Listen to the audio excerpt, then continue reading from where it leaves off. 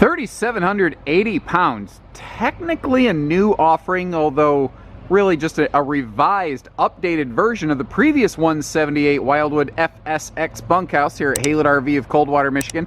I really liked how this thing was shaped before, but what they did is they flip-flopped the bathroom and the bunks, brought the bunks over here on the door side of the RV, and gave it a really cool camp kitchen with one of those griddle stations and an outside fridge to go along with the fridge inside to enhance the cold storage capacity without losing any sleeping. Basically, it's kind of like a 179 Wildwood with a slide out, and the fact that it still comes in under 3,800 pounds is absolutely awesome. And they were really intelligent how they laid this one out. This is not the world's biggest camper, but that's a big slide and an even bigger dinette, yet you can still fully utilize the RV with the slide closed. We can get through here, we can get to every bit of the kitchen, all of the storage. Technically, I suppose you're going to lose out on the TV hookups, and just in case someone's curious, yes, you can open that bathroom door with the slide closed and still be able to get in there. So you don't need the slide, but man, are you gonna love it. And if you're a regular follower of our videos, you're going to see a lot of very similar concepts here from the 179 Wildwood. This 178 is basically the 179 with the slide. So the 179 gives us a door side picture window and dinette, whereas this one gives us a dinette slide. But that kind of forces the dinette to the opposite side of the RV and the kitchen to occupy the door side. Otherwise, if the slide was on the door side, you'd just have absolutely no awning space that was really functional as deep as this slide is. Other than that, they're very, very similar. They do a lot of very similar things. Like you've got this Jiffy Bed System here. We're going to look all at that in depth. I like the way that they did this. You have a centralized sofa with good, easy access side stands and outlets on both sides. And right here, right away, you can see one of the main differences between a Wildwood FSX and most single axle travel trailers, and that is its 7.5 foot wide body versus a normally found 7 foot body. And what that means is you're getting that extra hanging storage on the door side right there, that hanging closet. If it's a 7 foot wide trailer, you're not going to find that.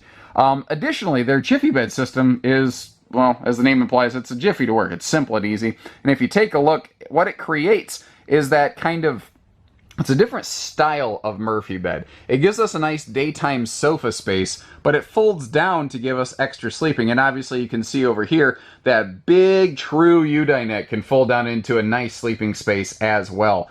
Big windows here, and obviously they both had like blackout nightshades on them, which is great. You may also notice this camper is completely carpetless and easy cleaning, including the slide floor. And that is an area that I think a lot of brands, I think it's safe to say, miss. I think because like they'll be a carpetless main deck, but for some reason their slide shop still is using carpet in the flooring where maybe they don't need to. And it's just one of those things that I think more manufacturers are going to work out, and these guys are ahead of the curve. Now the way they do their entertainment here is different and really smart. At a glance you're like, what? But hear me out here. So instead of a built-in stereo, this little thing uses a portable Bluetooth speaker, but the thing is, it's very multifunctional. I've got it next to that USB outlet because it's USB rechargeable, but the thing is, it's very portable. Now it can go inside or outside, and a very rare find that actually does have an FM receiver on it. Plus, you can use it as a power bank, and what I mean by that is, let's say you're going to spend a day at the beach, and you're just sitting there listening to some music off your phone, having a good time. All of a sudden your phone starts chirping, you know, you have low battery. You can plug your phone into that thing and charge your phone off of it. It's really cool.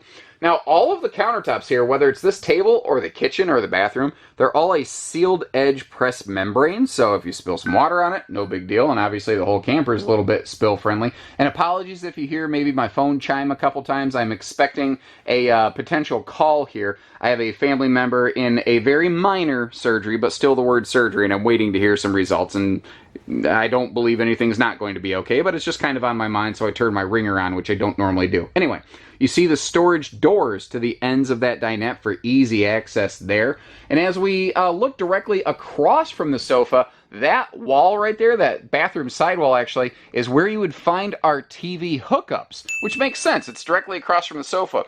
But I have a suspicion this is the style of camper, the size of camper, where very often a potential owner, what they're doing is they're like, look, I just want a place I can sleep and I can eat something, and if it's rainy, I have to have just enough room to not try to drive each other crazy. That's what this thing's going to do, and it's going to do it very well. But the thing is, you know, for a small kitchen, it's got pretty decent storage. I like that it actually has a drawer. It's one drawer, but it's a drawer. So many little campers like this have no drawers.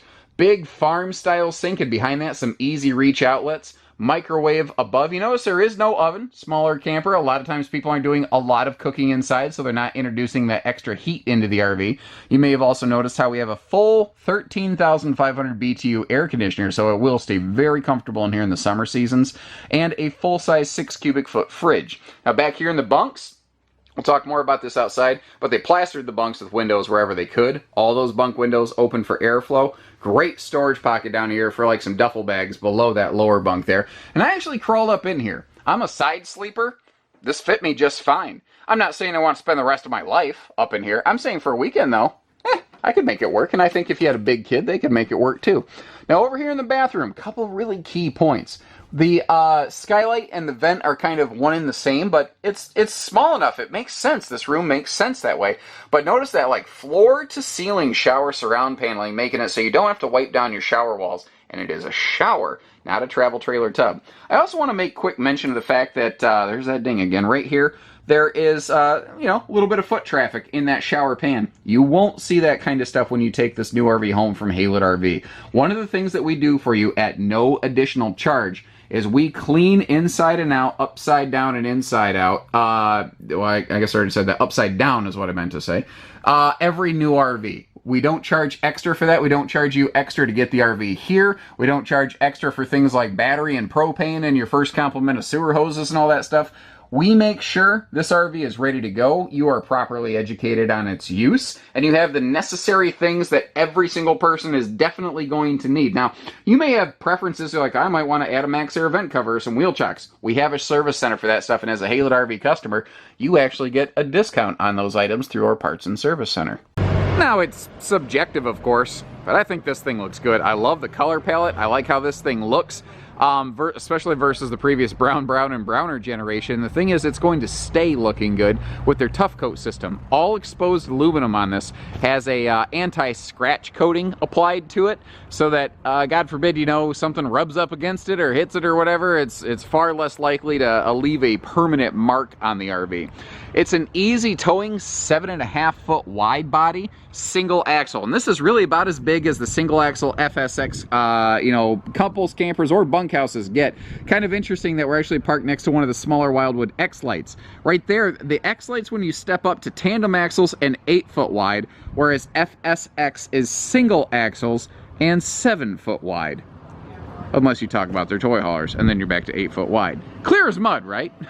But that's one of the things I like here, whether it's this littler guy or the little bit bigger one next to it. The construction, the consistency is so similar. You've got a 5/8 tongue and groove plywood floor with 12-inch on centers, 16-inch on center studs all the way around, a 3/8 roof deck that is fully walkable. You can see we're backup camera ready, and I love how they put the bunk windows on the rear wall. That was a very intelligent design decision, because when the camp kitchen door flips open, it doesn't block a bunk window. But how cool is it that they still gave it a campside upper viewing window under that awning up there? And that is a really interesting indicator here, because usually smaller campers like this, they're built you know, to be price. This one's cheap. It's going to be less expensive. That's what we're doing. We're making it less money. You can find a trailer that's going to be a couple bucks less. This isn't necessarily the least expensive single axle. It sure ain't the most expensive. It's just a really intelligently appointed one. They put the biggest awning on it they could. You know, they could have skimped on that. They could have put the awning on this side of the camp kitchen or the door or whatever, but they didn't. They did the things that really matter. Like, I like that they went with the nicer griddle here. And by the way, on the rear wall, did you notice a full outside hot and cold utility shower? That is, in a sense, kind of functional as a like a sink for the little mini camp kitchen here. But again, intelligent design decisions. They said, you know, this isn't a big camper. If we put stuff close enough together, they can kind of play nice with one another. So you've got the Suburban griddle right here, and you've got the gas grill quick connect right below it. The fridge, again, gives us about 8 cubic foot of total cold storage between inside and outside. And this kind of metal housing for the grill here, in a sense, you've kind of got like a bonus countertop on top of that. And then I threw the 30 amp power cord over here into this pocket just to help you give you a sense of how big that actually is over there. There's really good stuff going on with this camper, but it's not even 3,800 pounds. They packed a lot into this little thing. And especially since it has that Jiffy Bed system that they got, their kind of version of a Murphy bed, it just expands the function of this, and it gives it the feel of a super slide in a single axle that's under 3,900 pounds, under, or what, 3,780, whatever it was. You get the idea. I mean, it's 10 pounds of camper and a 5-pound sack. That sounds good. Give us a call, Jack. Especially if your name's Jack. But really, we don't care what your name is. You can call us regardless. Just don't call me late for dinner. Why do people say that? Why did I say that? It doesn't matter. I'm going to wrap this up because now I'm rambling. If you appreciate what we're doing here, short of the rambling, give us a call at Haylett RV and we will get you camping. Doesn't matter where you live. All we need is a fair opportunity to earn your business in return for our efforts here today. So take care, stay safe, have fun, and happy camping, everyone.